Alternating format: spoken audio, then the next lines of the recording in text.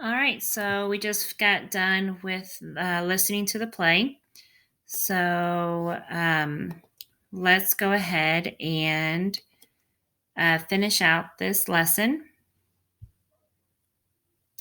real quick. All right, so it says, how does the author structure this play? And what visual does the author use to support this structure? So, how does he um, structure the play?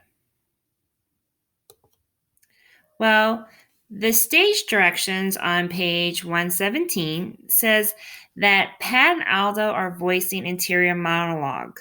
So they're kind of voicing their inner thoughts. Okay.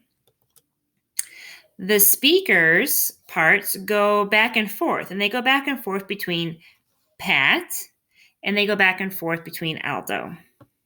All right. So that's how he's structuring the play. Also, the author reinforces the play structure on page 117 that you saw by showing separate photographs of Pat and Aldo. And they have kind of like these thought bubbles, and they're both thinking about this silhouette of a person. They're both thinking about the new student. What conclusion can you draw about how Pat views his teacher? How do you think Pat views his teacher? Well, we can say that Pat disagrees with his teacher. And I don't know if you noticed that, but he disagrees with his teacher's opinions and actions regarding the new student. The teacher treats him like royalty or something. She says he's really smart and we should welcome him and learn from him and blah, blah, blah, blah, blah, blah, blah. But I don't know what I can learn from somebody I can hardly understand. The teacher is always stopping to make sure he understands what she's talking about. What a waste of time. Okay. What does Aldo, on the other hand, do to try to understand Simo's feelings?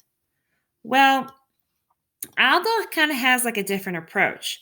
Aldo compares the feelings he would feel if he was in a similar situation to Simo. He probably feels if I had to go to the school in a different country where they speak a different language, I would totally be at sea. Okay. If I went to another country, all right, I would be the one who's different, right? So he's kind of thinking, he's kind of putting himself in the new student's shoes.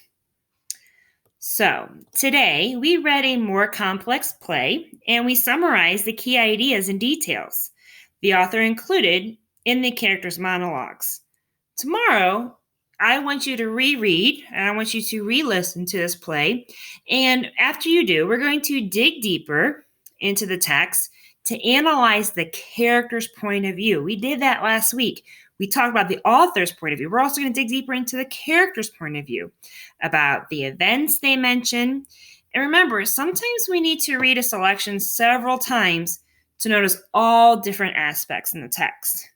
Okay, so let's revisit today's objectives. I can read and summarize a longer play. We read it, we kind of summarized it together. I can answer text comprehension questions about this play. Yes, we did that today. So, did we meet day 3's objectives? We did.